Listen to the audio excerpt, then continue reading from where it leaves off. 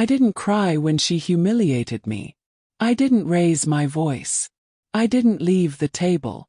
I simply sat there, holding my fork, while everyone pretended nothing had happened. It was my birthday, and somehow, I was the smallest person in the room. No one defended me. Not my son. Not the guest. Not even myself. And for years, I believed my silence was weakness. I was wrong. My name is Evelyn. I'm not telling this story because I want sympathy. I'm telling it because silence has a cost. There are moments in life when saying nothing feels like dignity, like restraint, like maturity. But sometimes, silence is simply fear wearing good manners. I stayed silent that night, at my own birthday dinner, while my daughter-in-law smiled, and slowly took everything from me in front of everyone. I didn't know then that this moment would follow her longer than it followed me. And I certainly didn't know that one day she would stand in front of me, crying, asking for forgiveness I was no longer sure I owed. When my son called to invite me to dinner, I already knew it wasn't truly about me. He said it was for my birthday, of course. His voice sounded polite, careful, almost rehearsed. He spoke as if he were checking something off a list, fitting me between errands, obligations, and a life that no longer revolved around family. I paused before answering, not because I didn't want to see him, but because I had learned that being invited didn't always mean being wanted. Still I said yes. I always said yes. Refusing felt like admitting that I had already been placed outside the circle. That afternoon I prepared myself slowly. I chose a simple dress, nothing elegant, nothing youthful. I didn't want to appear as if I were trying to reclaim a place that no one had offered me. I brushed my hair longer than necessary and studied my reflection in the mirror. I didn't ask myself if I looked beautiful. That question belonged to another version of me. Now I only wondered if I looked acceptable, quiet enough, small enough. On the way there I stopped at a bakery and bought a vanilla cake. It was the same flavor I used to bake when my son was young, when birthdays meant candles, laughter, and staying up too late. The woman at the counter smiled and wished me a happy birthday. I thanked her, realizing she was the only person who had said it that day without obligation. When I arrived at their house, I could hear laughter before the door opened. Music played loudly, filling every corner. My daughter-in-law greeted me with a quick smile, wide but distant, already turning away as if my presence required no further attention. My son hugged me briefly, one arm distracted, his eyes already searching for someone else in the room. I stood there for a moment, holding the cake, unsure where to place myself. At the table, my seat had already been chosen. It wasn't beside my son, nor near the center of the conversation. It was at the far end, close enough to be noticed, far enough to be forgotten. I sat down without saying a word. I had learned that comments only made things uncomfortable, and discomfort always seemed to be blamed on me. As the food was served, conversations passed over my head as if I were invisible. People talked about trips, plans, memories that no longer included me. I nodded when expected, smiled when necessary, and told myself this was normal. Families change, I reminded myself. This was what maturity looked like. But somewhere between the clinking of glasses and the laughter that followed a joke I hadn't heard, I felt myself growing smaller. And I didn't yet know that a single sentence, spoken casually that night, would stay with me far longer than the celebration itself. The table was long, polished, carefully set, as if appearances mattered more than comfort. Plates were arranged evenly, glasses aligned, candles placed where they looked best, not where they were needed. Everything in that room had a purpose, and I quickly understood that my purpose was simply to fill a chair. I noticed how conversations naturally curved away from me. Voices lowered when the topic became personal, then rose again when it shifted to stories I couldn't possibly add to. I listened more than I spoke. Listening had become my safest skill. My daughter-in-law sat across from me, confident, relaxed, entirely at ease in a space that once felt like it might have been mine too. She laughed freely, leaning toward others, touching arms lightly when she spoke. She never looked at me directly for long. When she did, it felt measured, as if she were checking that I was still there. The food arrived in stages, carried out with care. Compliments followed each dish, directed at her. She accepted them graciously, smiling as though praise belonged to her naturally. I said nothing. Gratitude, I had learned, was something best expressed quietly when you were a guest in your own family. At one point someone asked how I was doing. It wasn't unkind, but it was brief, almost ceremonial. Before I could answer fully, the conversation shifted again, pulled away by something louder, newer, more interesting. I finished my sentence in my head. I cut my food slowly, deliberately. There was comfort in small, controlled movements.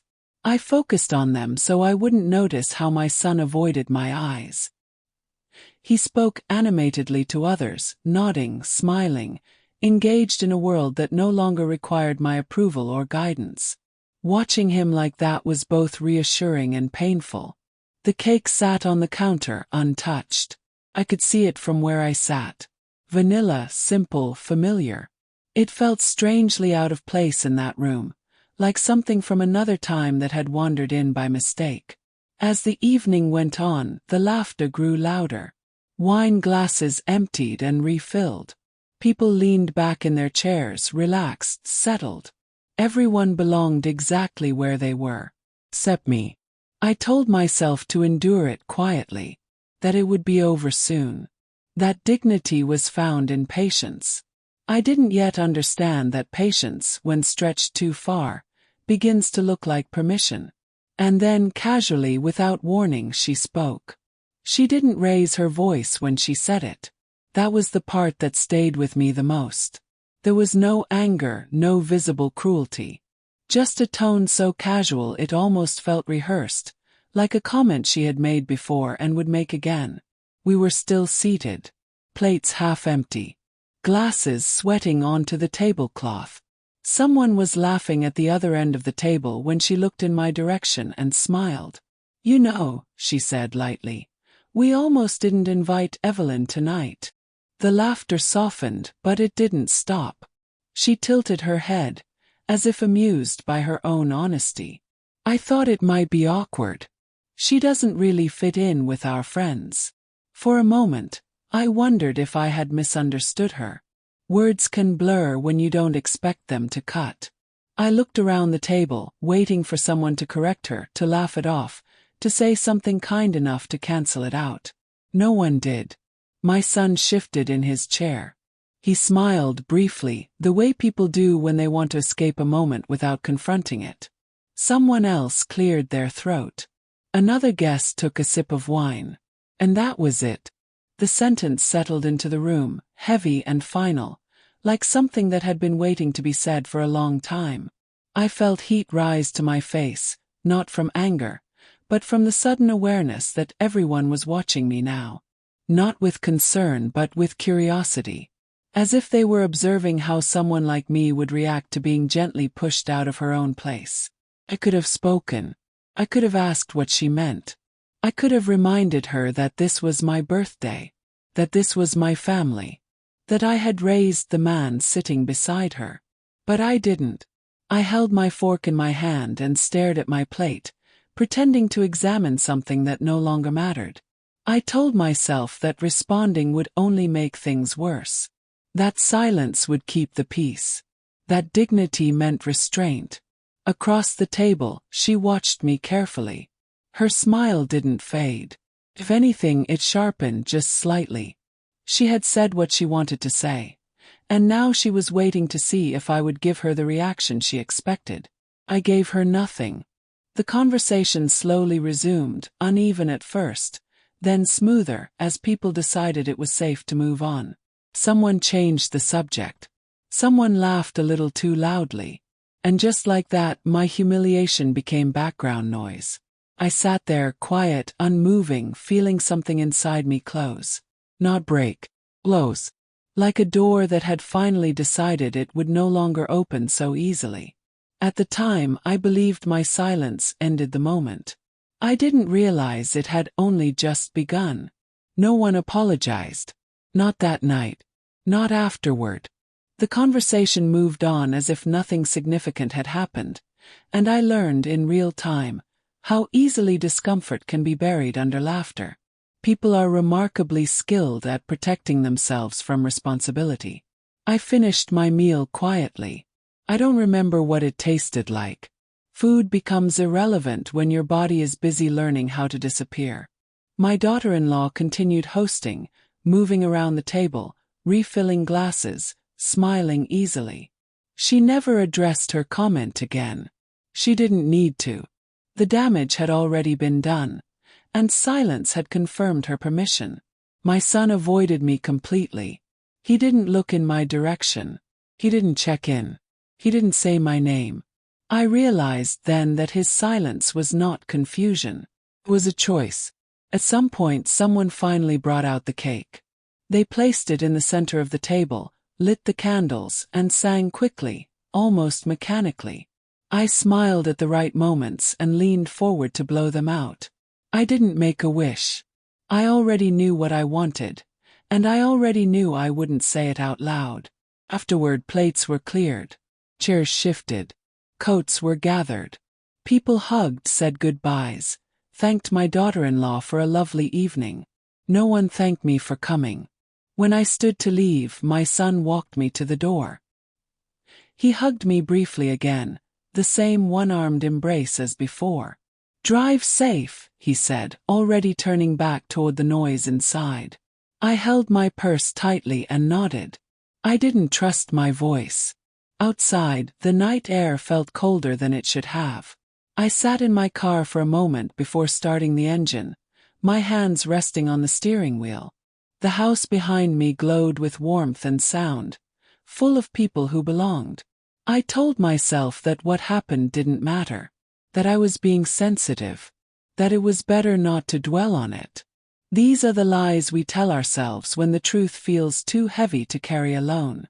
But something had shifted. I could feel it settling into place, quiet and permanent. From that night on, I spoke less, called less, visited less. Not because I was angry, but because I had finally understood where I stood. Silence, I learned, is not empty. It is full of decisions. The days after my birthday passed without comment. No message. No follow-up call.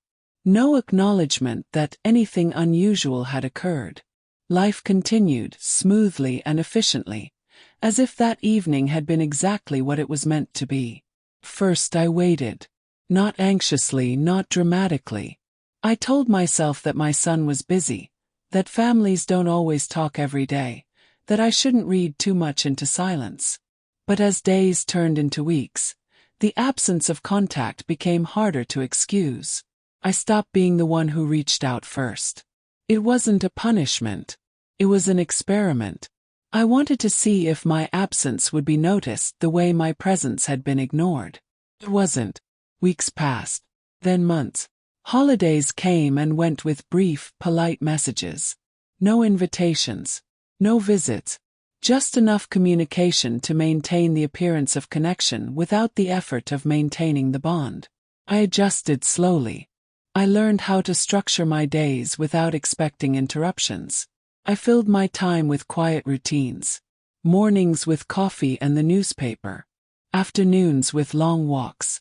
Evenings with the television playing softly in the background, more for company than entertainment. People assume loneliness announces itself loudly. Doesn't. It arrives quietly and stays because no one challenges it. I told myself I was fine. I meant it mostly.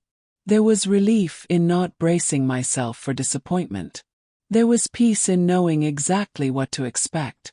Occasionally I thought of my son. Not with bitterness, but with a distant concern, the way you think of someone you once knew well but no longer understand. I wondered if he noticed my absence at all, or if my silence had made things easier for him. My daughter-in-law never contacted me. Not once. I assumed that in her mind, The problem had resolved itself. I had removed myself. No confrontation required. Years passed this way. Quietly. Uneventfully. I aged without ceremony. My life grew smaller but also more manageable. When you expect less, you're disappointed less often. I believed that chapter of my life was closed. I was wrong. Time doesn't announce itself when it's changing you. It simply keeps moving, and one day you realize you are no longer the same person who once waited by the phone. The years after my birthday passed quietly. I stopped marking them by holidays or family gatherings and started measuring them by routines. Doctor's appointments, grocery lists, the slow, reliable rhythm of days that no longer held surprises. I learned how to live without expectation. It wasn't bitterness that taught me. It was repetition. When something doesn't come often enough, the mind eventually stops waiting for it. My son called occasionally. Brief conversations. Practical questions. Updates delivered like reports. He never mentioned that night. He never asked how I was doing in a way that invited an honest answer. I matched his tone. Neutral. Polite. If I ever thought of bringing it up, the moment passed before I could speak. Years of silence had built a wall, and I no longer knew how to knock on it without sounding like a stranger. My daughter-in-law remained absent. No cards. No messages. No acknowledgement of birthdays or holidays. In a strange way, her silence was clearer than my son's. At least she didn't pretend. I watched my world grow smaller without resisting it. Friends moved away. Some passed on. Others became busy with lives that no longer intersected with mine. I accepted it all with the calm that comes from understanding you cannot compete with time. There were moments, late at night, when memories returned uninvited. Table. Laughter. The sentence spoken so lightly it barely seemed real. I would replay it in my mind, not to hurt myself, but to understand it.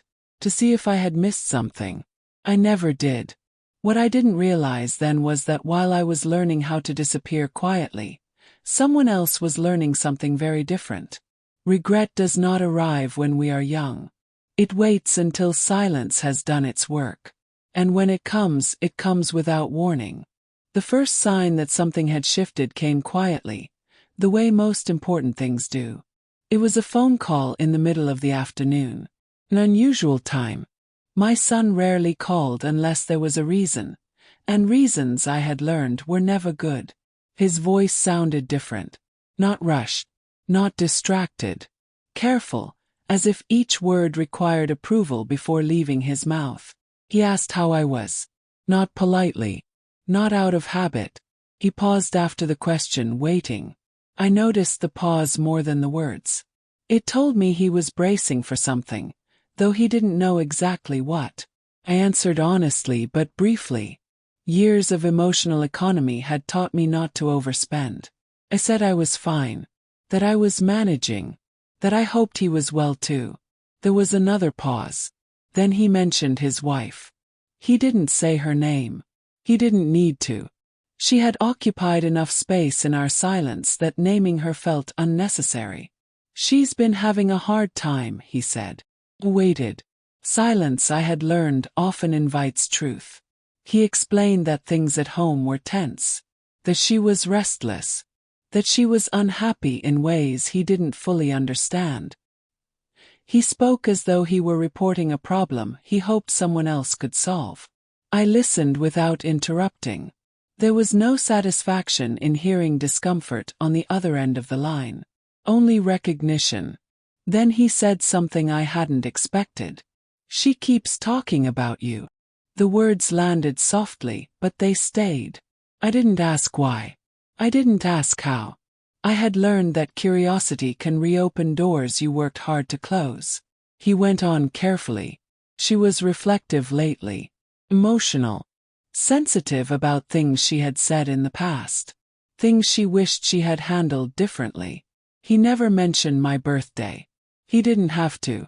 That silence, too, had a shape.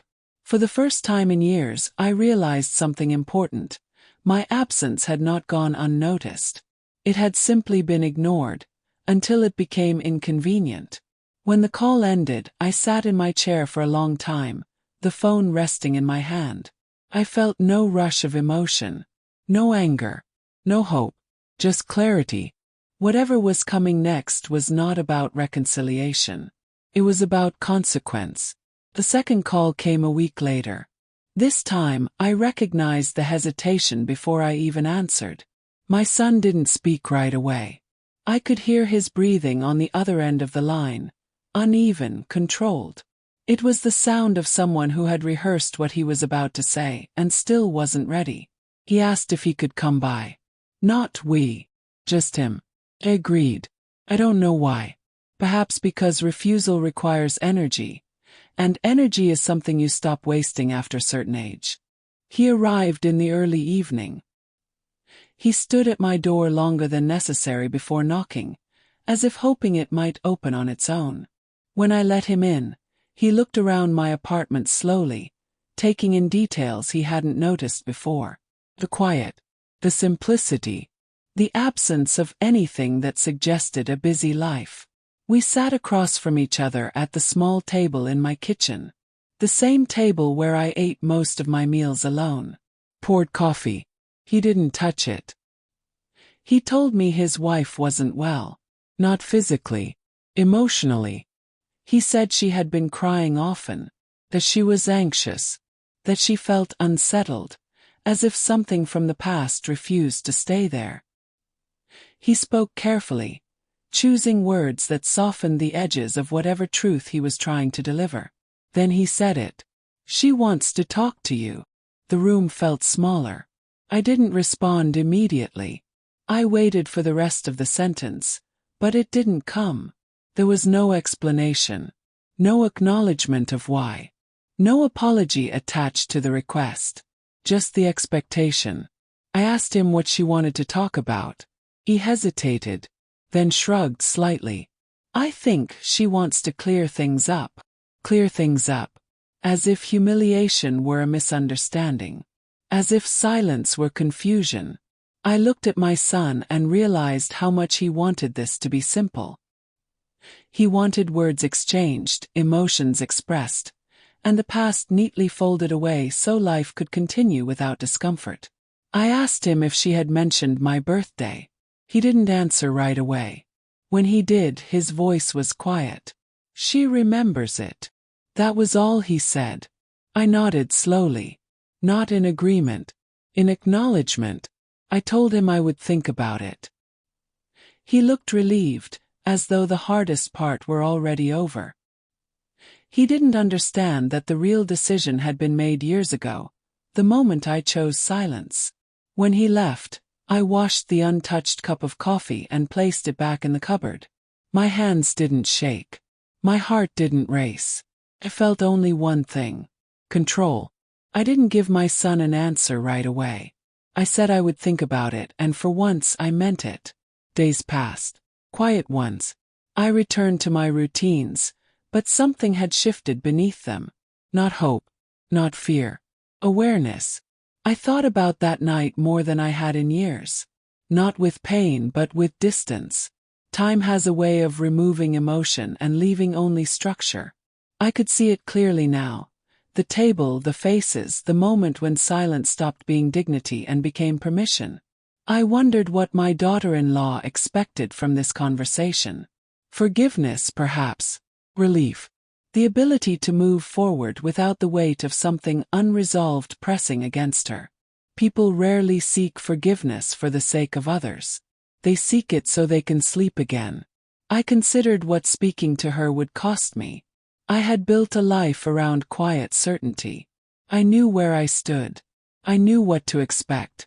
Opening the door again meant inviting unpredictability back into a space that had finally become calm. But there was something else too. Something I couldn't ignore. She remembered. That single sentence echoed louder than anything else. She remembered my birthday. She remembered what she had said. Which meant she had carried it with her all this time, even if she had never acknowledged it aloud. Silence, I realized, hadn't erased the moment. It had preserved it. I decided then that I would see her. Not because I owed her anything, but because I wanted to understand what years of avoidance had done to her. To see whether regret had truly arrived, or if this was simply discomfort wearing a softer expression. I called my son and told him she could come. He exhaled audibly, relief pouring through the line. He thanked me more than once. I said nothing in return. Gratitude, I had learned, doesn't always require response. We set a date. My home, not theirs. That detail mattered. When I hung up the phone, I stood in my kitchen for a long moment, looking at the empty chair across from me. The one my son had sat in days before. I wasn't nervous. I wasn't angry. I was prepared. And preparation, I had learned, is what comes after silence has done its work. She arrived exactly on time. That alone told me more than any apology could have. She had never been punctual before. Not with dinners. Not with visits. Not with me. Precision, I knew, often appears when someone is afraid of losing control. I opened the door and stepped aside. She hesitated, as if expecting resistance, then entered quietly. Her posture was different. Shoulders slightly forward. Hands clasped together. She looked smaller than I remembered. We sat across from each other at the same kitchen table. The room was silent except for the hum of the refrigerator. I offered her water. She accepted it with a nod, holding the glass as though it anchored her. She didn't speak at first. Neither did I. I had learned long ago that silence invites people to reveal themselves. It makes them uncomfortable. It removes their rehearsed lines. Eventually, she cleared her throat. "I've been thinking about that night," she said. She didn't say my birthday. She didn't say what she had done. Just that night. Waited. Her voice wavered slightly as she continued. She said she had been stressed. That things had been complicated at the time. That she hadn't meant for her words to come out the way they did. I noticed how carefully she framed everything around intention, not impact. Around circumstances, not responsibility. When she finished speaking, she looked at me expectantly, as if she had just offered something significant and was waiting to see if it would be accepted. I asked her one question. "Do you remember what you said?" Her eyes widened slightly. She looked down at her glass, then back at me. "Yes," she said quietly. He nodded. "Then you know why I stayed silent." She swallowed. Her hands tightened around the glass. For the first time since she arrived, her composure slipped. "I didn't think it would stay with you," she said. I didn't answer. Some truths don't need reinforcement. The room felt heavy now. The kind of heaviness that appears when avoidance finally runs out of space to hide. She looked at me again, this time without confidence, without distance.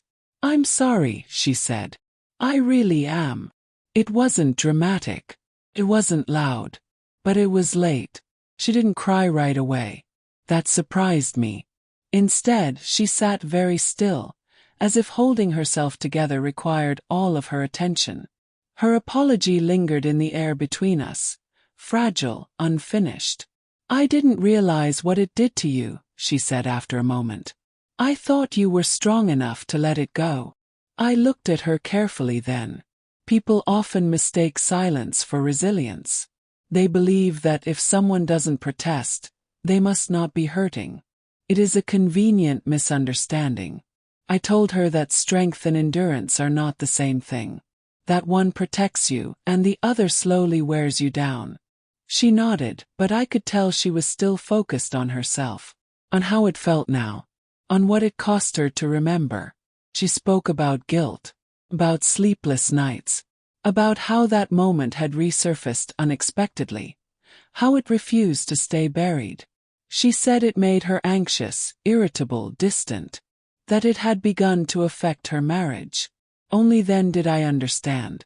This conversation wasn't happening because she finally saw me. It was happening because she could no longer escape herself. When she finally cried, it was sudden. Tears spilled over unchecked. She covered her face with her hands and shook her head as if trying to undo something irreversible. "I need you to forgive me," she said. Her voice broke on the word need. I waited before responding. I thought of the years I had spent alone. The birthdays marked quietly. The holidays passed without invitations. The slow erasure of my place in my own family. Forgiveness, I realized, had been waiting patiently all along.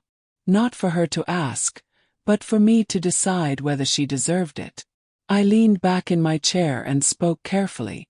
"I didn't stay silent because I was weak," I said. "I stayed silent because I didn't want to become someone I wouldn't recognize." She looked up at me then, truly looked, as if seeing me for the first time. "I forgive you," I said. "But forgiveness doesn't undo time." She nodded, crying quietly now, no longer asking for relief, only understanding. For the first time, her tears weren't about her. They were about what she had taken for granted. Forgiveness changed the air in the room, but it didn't soften it. She seemed to expect something more after my words. Reassurance, perhaps. A signal that everything could return to the way it once was. People often confuse forgiveness with access. I told her that forgiving her did not mean reopening every door. Her expression shifted. Confusion first, then concern. I explained that silence had taught me something valuable. Distance can be a form of self-respect. I no longer needed to place myself in spaces where I had to shrink to be tolerated. She listened carefully, nodding, but I could see the realization forming slowly. This wasn't the outcome she had imagined. "I understand," she said, though her voice suggested she was still adjusting to what that understanding required. I told her that if she wanted a relationship with me, it would have to be built differently. Slowly. Without entitlement. Without performance. There would be no sudden family dinners. No forced holidays. No pretending the past had been erased. Trust, I said, does not return all at once. It returns in pieces, if it returns at all. She agreed. Quickly. Perhaps too quickly. People often agree when they are afraid of losing something again. When she stood to leave, she thanked me. Not dramatically. Not excessively. Just once. At the door, she hesitated, then asked a question she had been holding back. "Why didn't you ever say anything?" I looked at her calmly. "Because I wanted you to hear it someday when it mattered." She nodded slowly, the weight of that answer settling in. When the door closed behind her, the apartment felt quiet again. But it was a different kind of quiet. It was not absence. It was choice. After that meeting, nothing returned to normal. And that, I learned, was a relief.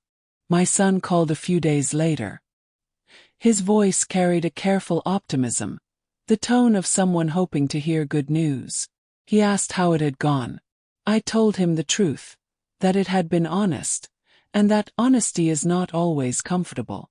He didn't press for details. He didn't need to. The tension he had carried for years no longer belonged to me.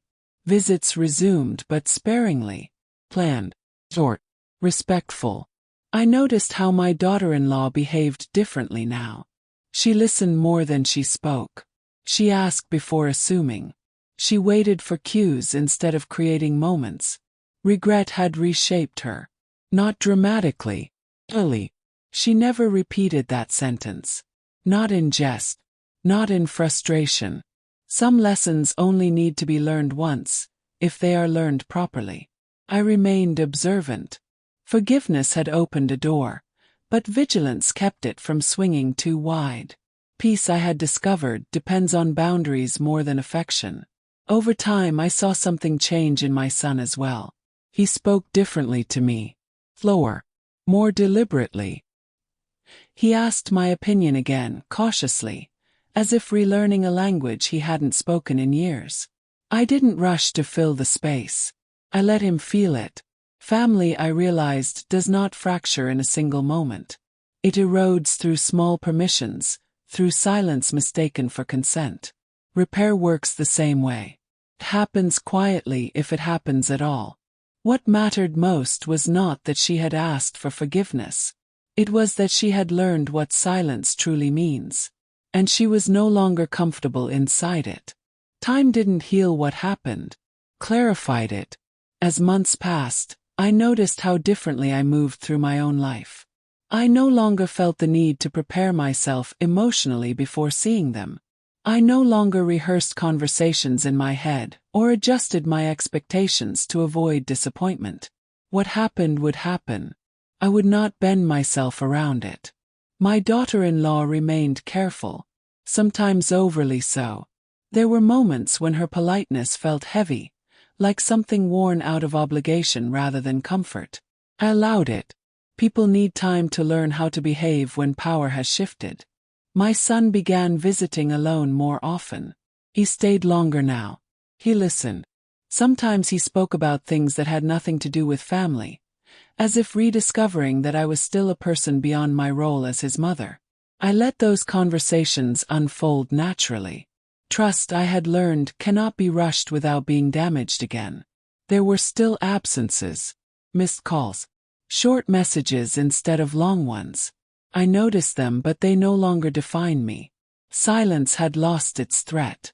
I celebrated my next birthday quietly.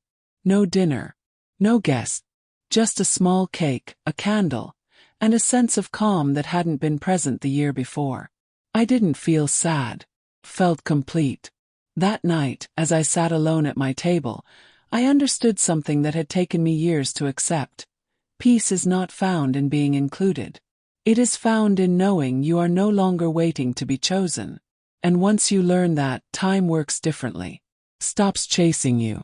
It was almost a year later when she asked again. This time there was no crisis, no tears, no visible guilt driving the moment forward. That alone told me everything I needed to know. She asked if I would come to dinner. Not a birthday, not a holiday, just dinner. I considered the invitation carefully, not because I was afraid, but because I had learned that every yes teaches people how to treat you next. I agreed. When I arrived, the house felt familiar but altered, as if the walls had absorbed the lessons no one spoke aloud. The table was smaller this time. Fewer guests, less performance. She greeted me without haste. She looked at me when she spoke. She waited for my response before moving on. These were small things, but small things are where respect hides. Dinner passed without incident. Conversation flowed naturally, without forcing, without avoidance. My son listened. She asked questions and waited for answers. No one filled silence just to prove it wasn't dangerous. At one point, she excused herself and returned with something in her hands. Small photo album. Worn at the edges. She placed it on the table and pushed it gently toward me. "I found this," she said. "I thought you should have it." Inside were pictures from years I had almost forgotten. My son as a child. Moments I hadn't realized were missing from my life until I saw them again. She hadn't removed herself from the story. She had simply returned what belonged to me. I didn't say thank you right away. Instead, I looked at her and saw something different. Not fear. Not guilt. Understanding. This time no one asked for forgiveness. No one needed to. People often believe the most powerful moments in life are loud. Arguments. Confrontations. Apologies spoken through tears. They are wrong. The most powerful moments are quiet. They are the ones that happen after everyone else thinks the story is over. Nothing dramatic followed that dinner. There was no sudden closeness. No declaration of unity. Life continued the way it does when lessons have been learned. Carefully, deliberately, without illusion. I remained part of their lives, but no longer at the edges. And I did not rush to reclaim anything. What returned did so on its own, guided by respect rather than obligation. My daughter-in-law never humiliated me again. Not in public. Not in private. Some mistakes, once understood fully, do not repeat themselves. My son learned something too. He learned that silence is not empty. That choosing not to intervene is still a choice. One that carries consequences long after words fade. As for me, I learned the most important lesson of all. Silence is not weakness. It is memory. It is patience. And sometimes, it is the only thing powerful enough to teach others how to see you. I did not raise my voice. I did not demand respect. I waited. And in the end, they heard me anyway.